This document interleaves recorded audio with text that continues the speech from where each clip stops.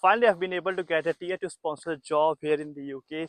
It's been 4 years of hard work. Thereafter, I've been able to get this thing. People who follow me from long time ago, they know that about, I think, 3 or 4 weeks ago, I revealed to you guys, I shared this information that I've got two different offers after my graduation. So I made a graduation day vlog. After 2 weeks, I put up a video that I've got two different offers. The very first one was a fully funded PhD, and the second offer was for a full-time job. And I asked you guys that what should I go for, and I was really happy with the response, and a lot of you took a lot of efforts to put very long comments, and I really appreciate them a lot. And I think most of you, I think about 95% of you said me to go for a PhD, and maybe that is right, but I think for myself, for my own personal decision, I think it's better for me to do a full-time job, and there are few reasons to it. I think the reason which came out of that comment section of that video was that go for a PhD because it's in a continuous flow, because I've done my undergraduate degree, I've done my master's degree, then also now start doing your PhD, so that you've got a good flow, you haven't breaking that flow, and it will be easier for you to continue on to doing a PhD. But for me, I just want to tell you guys that I'm just 21 years of age, because I didn't did my first year of the university. I came straight away into my second year of the university because of my high grades in my plus 2 or 12th grade in India itself. I got around 93%, so I didn't have to do my very first year of the degree in the UK. So I straight away came into the second year, did my second year, the third year of study, and the fourth year I opted for a course which had a placement year. So fourth year was a time when I had to actually like do a placement essentially, and I was able to get a placement in my third year. So third year is the time when you start looking for a placement, so that in the fourth year you get your placement sorted out. So in terms of finding a placement, it is same as finding a full-time job. Again, the only help which university will do is it will provide you with the links that here is a job available, this is a job available, but you need to crack the recruitment stage by your own self. I think the most important thing in the recruitment stage is your CV and the cover letter, which needs to be UK format style.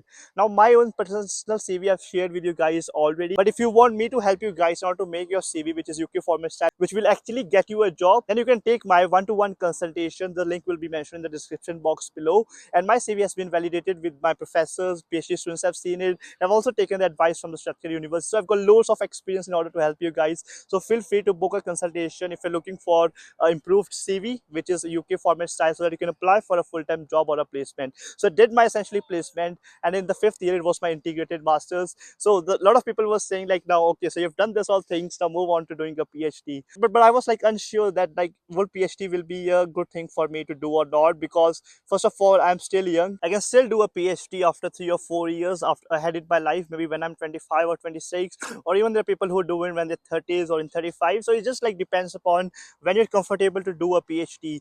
And the other thing which I want to talk about is that discovering your own interest before doing a PhD. It's not just about doing it in a continuous flow. That's like my own opinion, but like, I mean, your opinion can differ.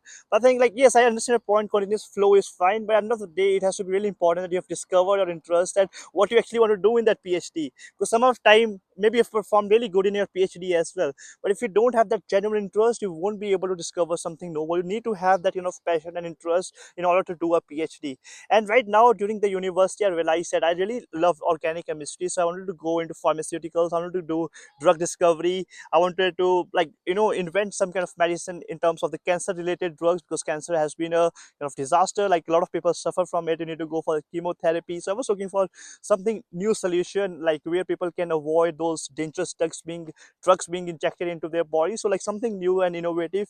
But on the other hand, I also enjoyed my time during the placement year when I was working with that specific company.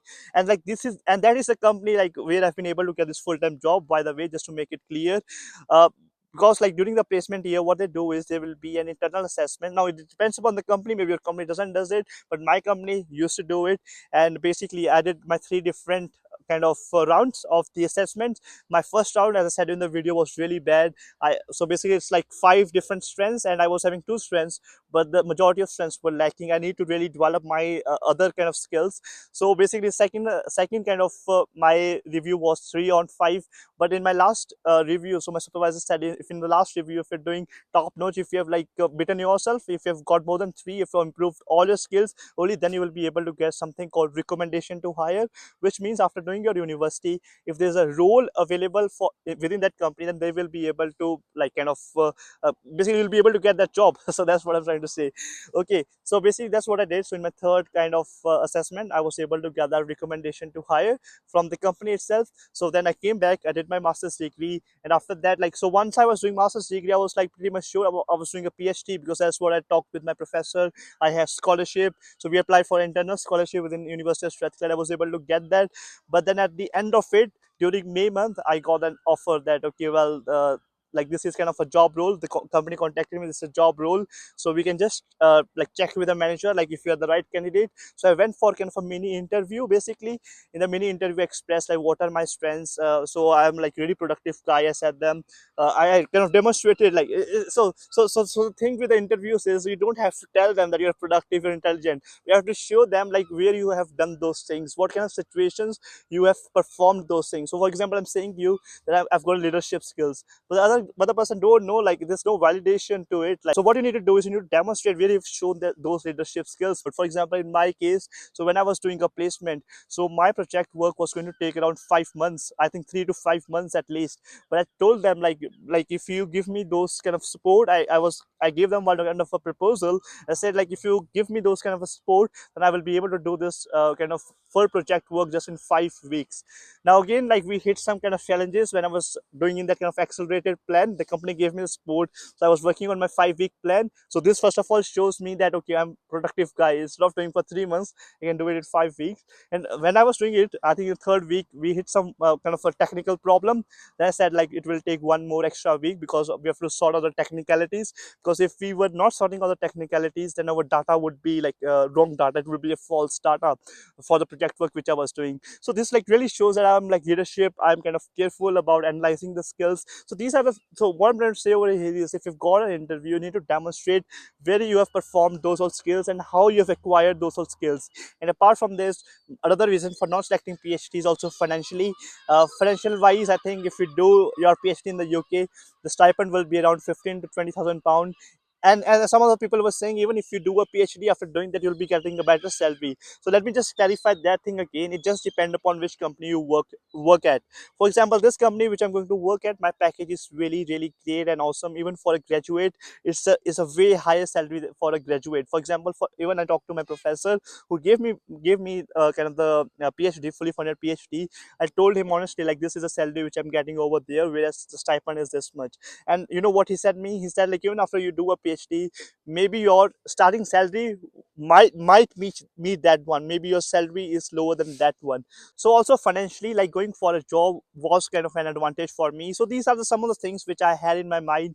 And in my further videos, I'll be revealing like what is application process further, how much salary I'm getting, what's exact kind of range, and all those things will be coming up. So for that, you need to subscribe the channel for all those updates, and also like the video. I've got a full-time job. Isn't it happy news for all the international students? I hope it's been inspirational that you have been watching me for the last 2 years, and what I've said, it has been true. Like, that's what I've been able to achieve. This is what I was going to say. You don't go for a PSW, you need to go for a skilled worker visa. And my action speaks louder than the words. Like, that's what I'll be ending over here. Cheers, bye bye.